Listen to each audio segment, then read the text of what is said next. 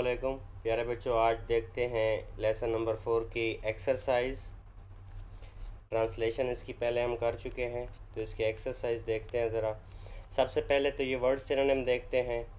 बोरो township या area को कहते हैं, टाउनशिप या एरिया को कहते हैं। स्पेक्टेकुलर इम्प्रेसिव को कहते हैं या मैग्निफिशेंट को कहते हैं। आइकॉनिक फेमस, क्लासिक और मेमोरेबल। प्राइमा फेशी ये एक इडियोमेटिक एक्सप्रेशन है, ठीक है, जैसे ईडियम होते हैं। अपेरेंटली वाज़े तौर पर, इनिशियली या पहले जैसे हम कोई काम शुरू करते हैं, एट अ फर्स्ट ग्लांस या पहली झलक पर। फीट किसको कहते हैं? एक्ट को कहते हैं, अचीवमेंट को कहते हैं या सक्सेस को कहते हैं। कैशन डिजीज़ क्या होती है? जॉइंट पेन, या तो जोड़ों का दर्द होता है, या स्टिफनेस, या तो आपके जोड़ अकड़ा जाते हैं। पैरालिसिस और वीकनेस। प्लेग किसको कहते हैं? डिजीज़ को कहते हैं या पेंडेमिक को कहते हैं। एम्प्यूटेटेड स्वेयर्ड या रिमूव्ड, ठीक है, जब काट देने को कहते हैं या ख़त्म कर देने को। डीकम्प्रेशन का क्या मतलब होता है? रिलीफ या रिलीज़। पाइलन किसको कहते हैं? टावर्स को कहते हैं या पिलर्स को कहते हैं।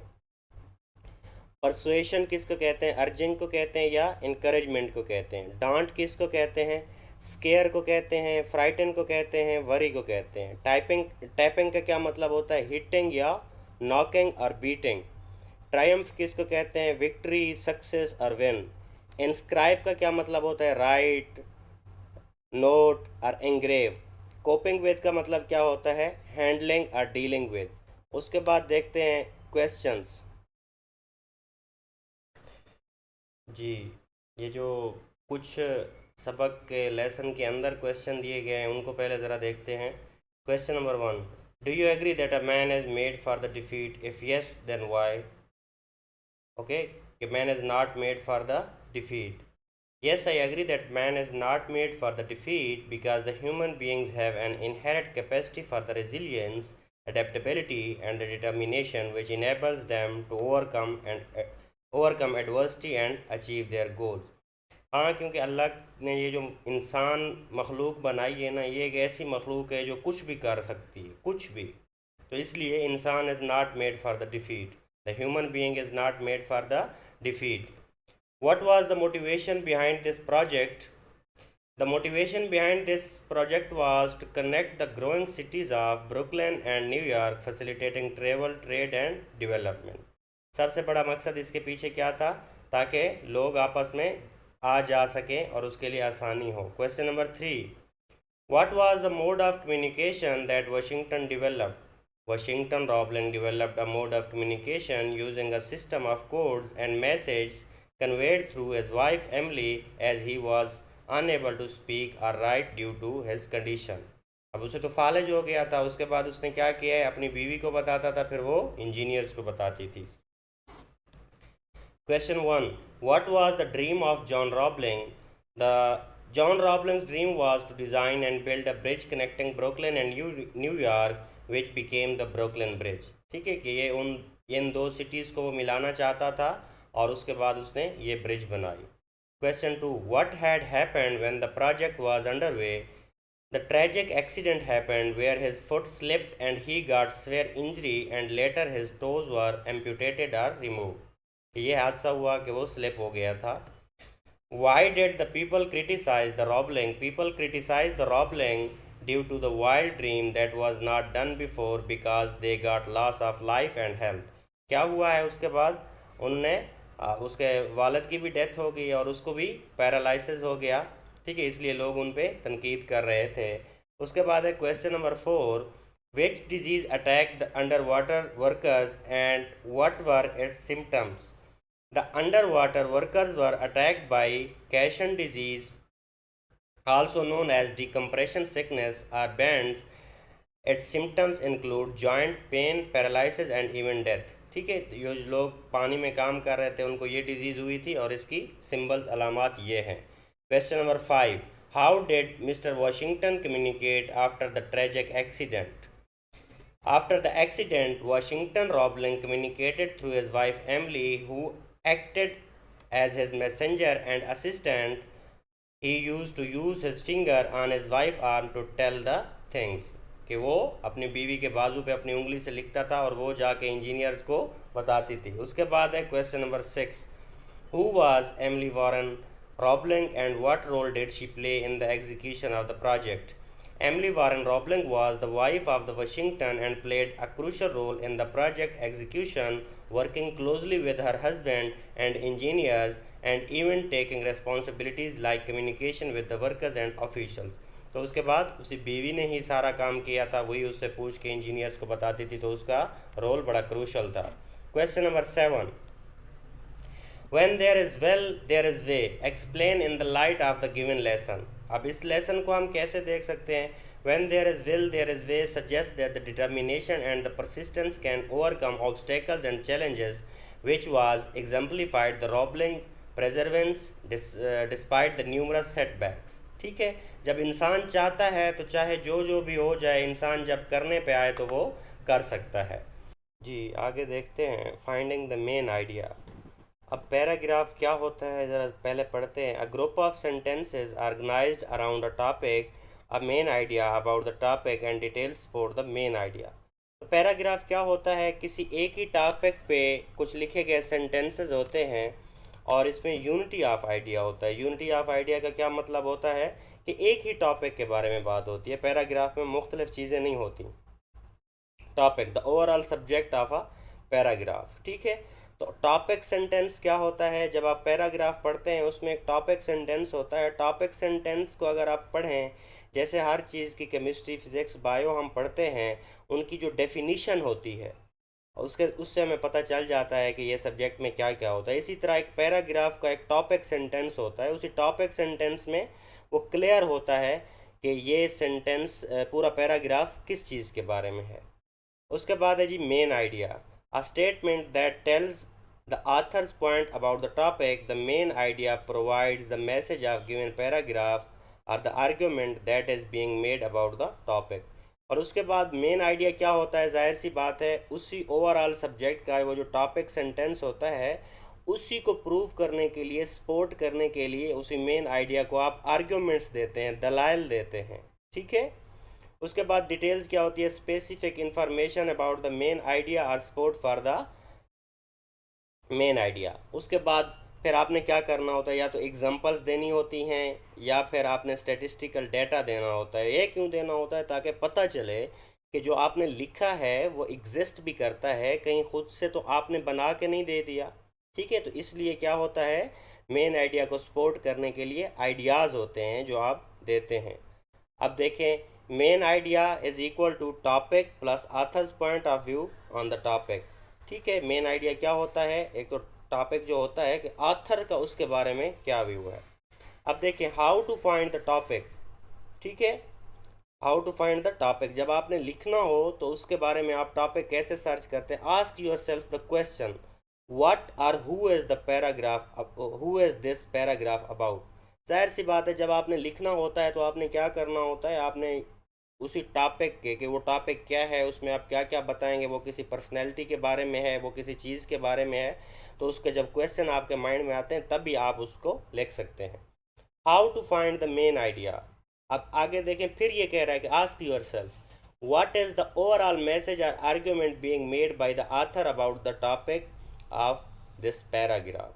या मेन आइडिया कैसे, अब जब पैराग्राफ पढ़ते हैं तो एक सेंटेंस में आपको समझ आ जाती है कि वो राइटर क्या कहने वाला है उस पैराग्राफ के बारे में। अगर आपको ये समझ ना आ रही हो तो मुझे कमेंट कीजिएगा कि मैं इसकी एक एग्जांपल्स लेके एग्जांपल के थ्रू आपको बता सकता हूँ। How to find the supporting detail, turn the main idea into a question by asking who, what, when, where, why और how. The answer will give set of details. तो होता क्या है, तो जब कोई पैराग्राफ से आपने कुछ डिटेल निकालनी हो या उस पर कुछ लिखना हो तो हम बाज़ औक़ात ब्रेन स्टार्म करते हैं। तो ब्रेन स्टार्म करते वक्त तो लाखों आइडियाज़ हमारे माइंड में आते हैं, लेकिन उसके लिए बेहतर टेक्निक ये होती है कि उसी जो टॉपिक आपको दिया गया है उसके मुताबिक आप खुद से क्वेश्चन बनाएं। ठीक है, ब्रेन स्टार्मिंग जब करते हैं तो बहुत सारी चीज़ें आ जाती हैं, लेकिन उसी के लिए अगर क्वेश्चन आप बनाते हैं तो आपको उसके मुताबिक बहुत सारी चीज़ें सामने आ जाती हैं और उनको आसानी से आप लिख भी सकते हैं। अब देखें हिंट्स, बोल्ड फेस्ड हेडिंग्स और टाइटल में contain topic and or main idea. ठीक है, अब ये उसके हिंट्स दिए जा रहे हैं कि कैसे कैसे क्या हो सकता है। First and last sentence in the paragraph are usually helpful. अब फर्स्ट सेंटेंस और लास्ट सेंटेंस क्या होता है? फर्स्ट सेंटेंस ऐसा कैची सेंटेंस होता है कि जब आपका रीडर पढ़ता है तो उसका दिल करता है कि मैं इसको पढूं, तो इसलिए फर्स्ट सेंटेंस का हमेशा ख्याल रखा करें कि वो अच्छा हो। लास्ट सेंटेंस क्यों? लास्ट सेंटेंस इसलिए अच्छा होना चाहिए कि आखिर पे जब वो पढ़ेगा उसी सेंटेंस की बुनियाद पर आपको मार्किंग दी जाती है, जैसे जब कंक्लूजन पढ़ा जाता है। जब पैराग्राफ पढ़ा जाएगा तो लास्ट सेंटेंस जो होगा अगर वो रीडर को खुश करेगा तो तभी आपको अच्छे मार्क्स मिलते हैं। रिमेंबर, अब आगे वाला पॉइंट देखें। Topic, main ideas and supporting detail work together. The main idea tells the author's point about the topic and the details offer support for the main idea। तो ये टॉपिक जो होती है, डिटेल, सपोर्ट, ये सारा कुछ एक ही उसके इर्द गिर्द होता है और ये बहुत इम्पॉर्टेंट है। अब देखें, read the passage below to see if you can pick out the main idea. ठीक है, if you pick the main idea. To many parents the infant's crying may be mainly an irritation. अब बहुत सारे वालदैन के लिए ऐसा होता है कि जब बच्चा रोता है तो वो तंग होते हैं। इरिटेट का मतलब क्या है? उनको परेशानी होती है, specially if it continues for the long periods. ख़ास तौर पर ये उस वक्त होता है जब वो बच्चा लंबे अरसे तक रोता रहे। But crying serves important functions for the child as well as for the parents. अब वो आगे बता रहा है, लेकिन ये जो बच्चे का रोना है ये बहुत अच्छा भी हो सकता है पेरेंट्स के लिए भी और बच्चों के लिए भी। कैसे? Perhaps more for the child crying helps improve lungs capacity. जब बच्चा चीखता है, जब रोता है, तो उसकी जो फेफड़ों की कैपेसिटी है, लंग्स की कैपेसिटी है, वो बढ़ती है। एंड द रेस्पिरेटरी सिस्टम, तो रेस्पिरेटरी सिस्टम भी यही सांस लेने का अमल है जिसमें फेफड़े वगैरह सारा कुछ आता है। ठीक है। Perhaps more important the crying serves a signal of distress. ठीक है, लेकिन इसी से ये भी पता चलता है कि क्या वो बच्चा कहीं परेशानी में तो नहीं है। ठीक है। When babies cry, they indicate that they are hungry or in pain। जब बच्चा रोता है तो पेरेंट्स को इसी से पता चल जाता है कि या तो इसे भूख प्यास लगी है या फिर इसको कोई तकलीफ़ है। And this is important information for the parents. और पेरेंट्स को भी ऐसे ही पता चलता है। अब बच्चा बता नहीं सकता, बच्चे के रोने से ही पेरेंट्स को पता चलता है कि इसे किसी चीज़ की ज़रूरत है या ये किसी तकलीफ़ में है। अब देखें, use the hints below to determine the correct main idea of this paragraph. After reading a paragraph ask what point is the author making in this passage. अब आगे देखें, आपको इसने पॉइंट्स दिए हुए हैं। Ask the following questions. Who does this paragraph discuss, person और group और पीपल। अब देखें, ये जो बच्चा रोता है, क्या ये किसी स्पेसिफिक लोगों के लिए बात की गई है, किसी एक ग्रुप के लिए की गई है? नहीं, ये जनरल बात की गई है। पूरी दुनिया में बच्चे रोते हैं और यही बच्चों के पास यही रोने वाला ही सिग्नल होता है जिससे पेरेंट्स को पता चलता है। ठीक है, तो ये किसी ख़ास के लिए नहीं है, ये सब ऑडियंस के लिए। This is for the all people. When, अब व्हेन वाला क्वेश्चन देखें। Does the information contain reference to the time. क्या ऐसा है कि वो जो इन्फॉर्मेशन हमें बच्चे के बारे में दी गई है कि वो रोता है, क्या वो एक ख़ास टाइम के लिए है? नहीं, वो आज भी हमारे पास वही सब वही उसके पास बच्चा रोता है तभी हमें पता चलता है कि बच्चे को किसी चीज़ की तकलीफ़ है। नहीं, ये एक ख़ास पीरियड के लिए नहीं है, ये हमेशा के लिए और अभी भी चल रहा है। Where does the text name a place. अब वेयर, अब ऐसा नहीं हो सकता कि पाकिस्तान में ऐसा होता है तो यूरोप में नहीं होता, यूरोप में होता है तो एशिया में नहीं होता। लेकिन हमेशा याद रखें, बच्चों के पास ये एक सिग्नल है और ये थ्रू आउट द ग्लोब ऐसा ही होता है। Why do you find a reason explanation for something that happened.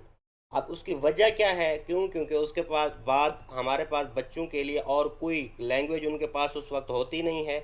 तो उसके वजह यही है कि रोने से ही बच्चे के पास भी और कुछ नहीं होता कि वो बता सके, लैंग्वेज उसके पास है नहीं, तो उसके पास रोने का ऑप्शन बचता है और माँ बाप के पास भी वही रोना सुनने के बाद ऑप्शन बचता है कि वो रिस्पॉन्ड कर सकें।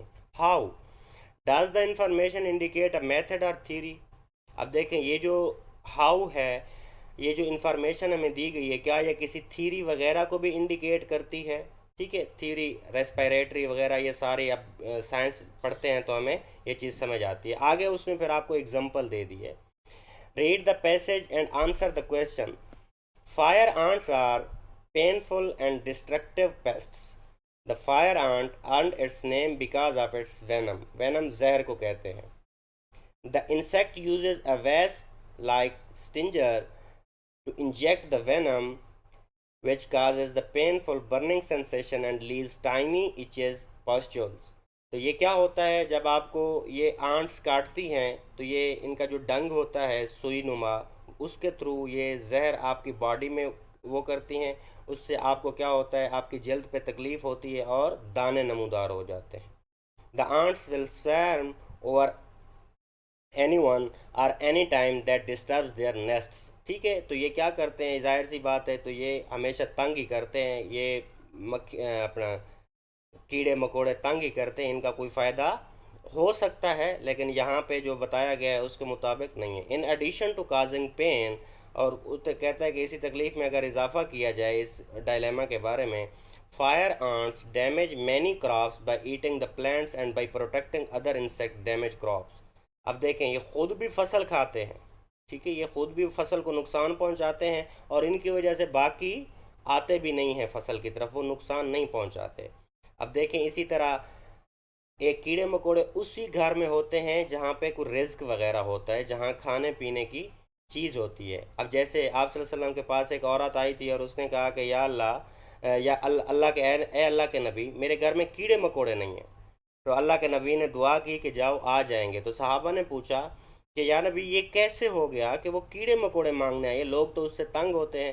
तो आप सल्लल्लाहु अलैहि वसल्लम ने फिर बताया कि उसके कहने का मतलब ये था कि मेरे घर में खाने के लिए कुछ नहीं है, खाने के लिए कुछ होता है तो तभी आपके घर में कीड़े मकोड़े होते हैं। जब खाने के लिए ही नहीं होगा तो कीड़े मकोड़े भी कहीं और का ही सफ़र करते हैं, तो वो उस घर में नहीं रहते।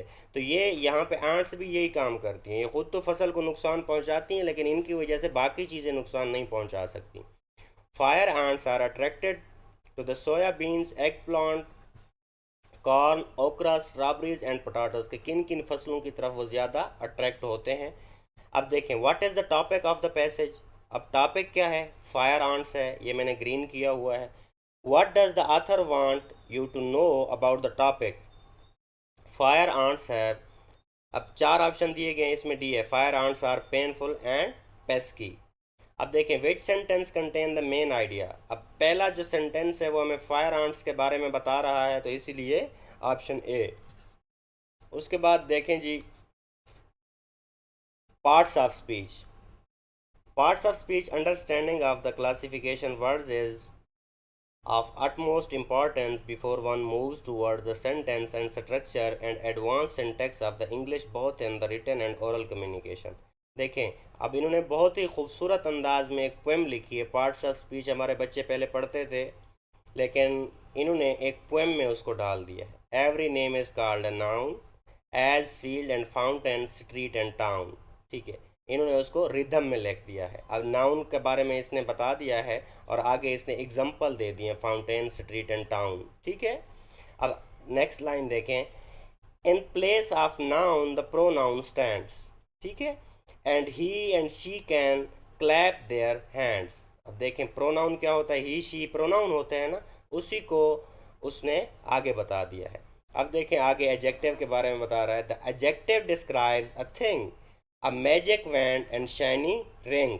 अब एडजेक्टिव के बारे में बता रहा है, मैजिक को देख लें, ठीक है, वैंड तो जादू की छड़ी को कहते हैं और रिंग अंगूठी को कहते हैं, लेकिन इनसे पहले जो दो वर्ड लिखे हुए हैं, मैजिक भी एडजेक्टिव है और शाइनी भी एडजेक्टिव है।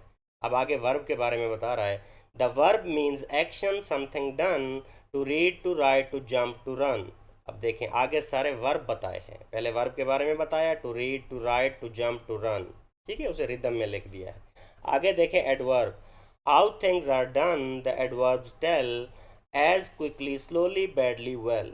अब देखें, जो एडवर्ब्स हम पढ़ते हैं, एडवर्ब्स की टाइप्स होती हैं, ऑफ मैनर होता है, ऑफ प्लेस होता है, तो ये इसने वही चीज़ें लिख दी हैं। The preposition shows relation, as in the street और एट द स्टेशन। ठीक है, रिलेशन, स्टेशन, रिदम में लिख दिया है। प्रीपोजिशन हमें क्या बताते हैं, किसी भी चीज़ से रिलेशन बताते हैं। अब आगे है जी conjunction. Conjunction join in many ways sentence, words, phrase and phrase. अब कंजंक्शन का क्या काम होता है, क्लॉजेज या फ्रेजेस को मिलाते हैं। The interjection cries out, hark, I need, exclamation mark. अब देखें, इंटरजेक्शन जो सडन फीलिंग्स हमारे पास होती हैं, वाओ, अलास, हुर्रे, ब्रावो, इनके बाद हम एक्सक्लेमेशन मार्क लगाते हैं। There is one more to be kept among the winners, we know that them article determiners. ठीक है, अब उसके बाद आर्टिकल्स भी होते हैं जो कि हमें स्पेसिफिक या नॉन स्पेसिफिक चीज़ों के बारे में बताते हैं। Read the above poem carefully and make a list of the words in the board with the definition. अब ये जो ऊपर हमने चीज़ें पढ़ी हैं, मैं थोड़े थोड़े शार्ट इनको इनके बारे में आपको बताता हूँ, ज़रा ये देखिए। नाउन, नाउन क्या होता है? डेफिनेशन इसकी है पर्सन, प्लेस, थिंग और आइडिया। दुनिया में जितनी भी चीज़ें मौजूद हैं वो नाउन है। जिस चीज़ का भी नाम है वो नाउन है। दुनिया में जितनी भी चीज़ें हैं उनका नाम है, तो सारी दुनिया में जो भी चीज़ एग्जिस्ट करती है वो नाउन है। अब एग्जांपल नीचे आपको दी गई हैं, बुक या सिटी। अब उसके बाद प्रोनाउन है replaces a noun or in a sentence. तो क्यों प्रोनाउन हम कहाँ यूज़ करते हैं? एक नाउन की जगह यूज़ करते हैं। प्रो का मतलब होता है फार, नाउन का मतलब होता है नेम। जो चीज़ नाउन के लिए यूज़ की जाए उसे प्रोनाउन कहते हैं। अब ही को देखें या एट को देख लें, ठीक है। ही किसके लिए यूज़ होता है? ये पर्सन के नेम को रिप्लेस करता है। इसी तरह एट किसको रिप्लेसेस द थिंग्स नेम, चीज़ों के नाम के लिए। इसी तरह शी है हमारे पास, वी है, यू है। उसके बाद एडजेक्टिव है। डेफिनेशन क्या है? डिस्क्राइब्स अ नाउन और प्रोनाउन। ठीक है, एडजेक्टिव नाउन या प्रोनाउन के बारे में बताता है। एग्जांपल देखें, हैप्पी या बिग। ठीक है, ये किसी नाउन के बारे में ही बताते हैं। हैप्पी किसको? Describe the feeling. And big किसको बताता है? साइज को बताता है। अब वर्ब को देखें, एन एक्शन और स्टेट ऑफ बीइंग। अब आगे एग्जांपल देखें, रन एक्शन है, बी भी स्टेट ऑफ बीइंग है।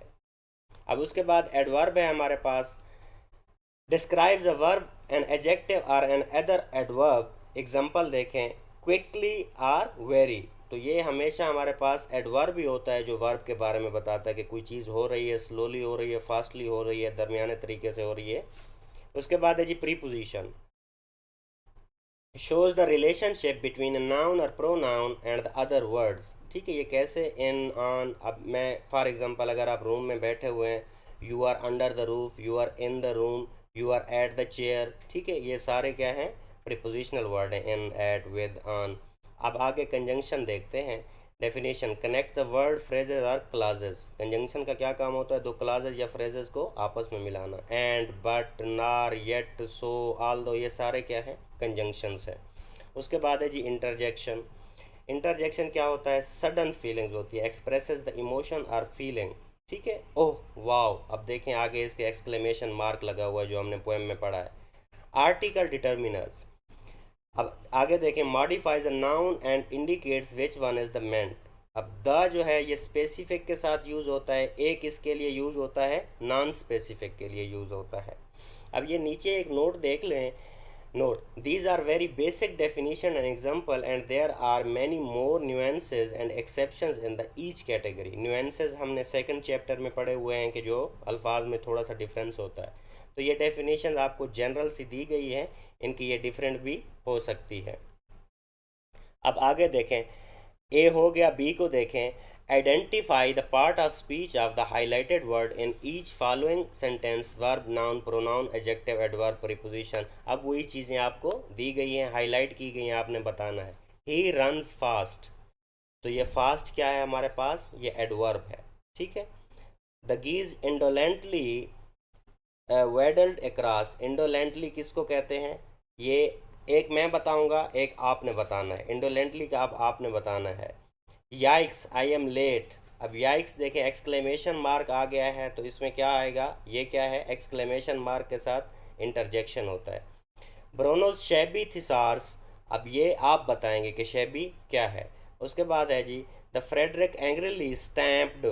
एंग्रिली स्टैम्प्ड, स्टैम्प्ड क्या है? ये वर्ब है, सेकंड फॉर्म ऑफ वर्ब है। उसके बाद देखें, he is a fast runner. अब इज़ को हाईलाइट किया गया, इज़ क्या है? हेल्पिंग वर्ब है। अब सेवंथ को देखें, later that summer she asked herself what was I thinking of. तो इसमें हाईलाइट क्या किया गया है? इसमें आई को हाईलाइट किया गया है। आई क्या है हमारे पास? प्रोनाउन है। She thought that the 20 zucchini plants would not be. अब इसमें बी को किया गया है। बी क्या है हमारे पास? स्टेट ऑफ बीइंग है। स्टेट ऑफ बीइंग क्या होता है? वर्ब होता है। अब आल दो शी सेज, आल दो क्या है हमारे पास? कंजंक्शन है। Everywhere she went she talked about the prolific veggies. अब शी क्या है? दोबारा प्रोनाउन है। Suppose you learn team leader हाँ, suppose you are the team leader, write a dialogue. हाँ, ये डायलॉग लिखना है। अगर आप बच्चों को लगे कि इसमें मेरी हेल्प की ज़रूरत है तो नीचे कमेंट में लिख दीजिएगा, ये भी मैं नीचे लिख दूंगा। Thank you so much. Feedback ज़रूर दिया करें। और आपने किसी को, आपको अगर लगे कि ये वीडियो आपके लिए हेल्पफुल है तो दोस्तों को भी शेयर करना मत भूलिए। बहुत शुक्रिया।